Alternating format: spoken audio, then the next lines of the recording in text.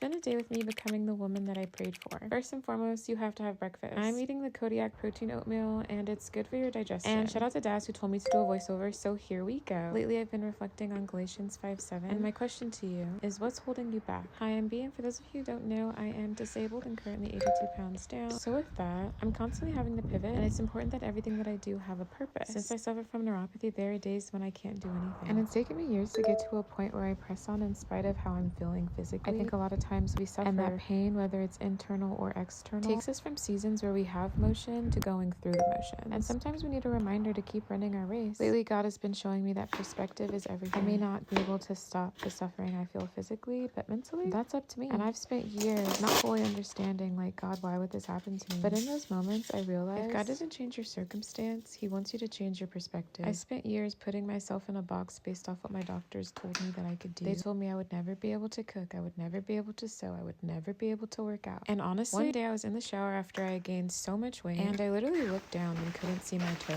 And that's when my perspective changed, because I got so frustrated listening to what everyone else said I couldn't do, who I would never be, what I was capable of. And God honestly had to get me to a place where I fully surrendered, because I couldn't do it in my own strength. Even now, days like today are blessings to me, because I never know how my body's going to be. The days that I'm physically up to cooking, y'all, I be in the kitchen, as you can see, because I love it. And for years I let the enemy discourage me to the point where I stopped doing all the things that I love. And don't get me wrong, y'all, it's a struggle. Everything you see I had to relearn. So I pray that all things in you may prosper and be in health just as your soul prospers. Because with my disability, all of this can be here today and gone tomorrow. One day I'm good, and for weeks I'm not. Also, you guys need to go to Dollar Tree and get this passion fruit coconut water. But anyways, it took me a really long time to separate who I was from what I was physically able to do. I didn't know who I was. I couldn't sew, I can't draw, I couldn't work out, I couldn't cook. So many thoughts just running through my head until my perspective changed. Because physically, I'm not okay, but I am mentally stronger than I've ever been, and I owe it all to God. Because when I tell you I literally could not do this without Him, I had to relearn everything. I had to discipline my body, I had to discipline my mind, and I'm still thugging it out. So I hope this encourages you. And remember Galatians 5:7, because despite everything, you were running the race so well. So don't let anything hold you back.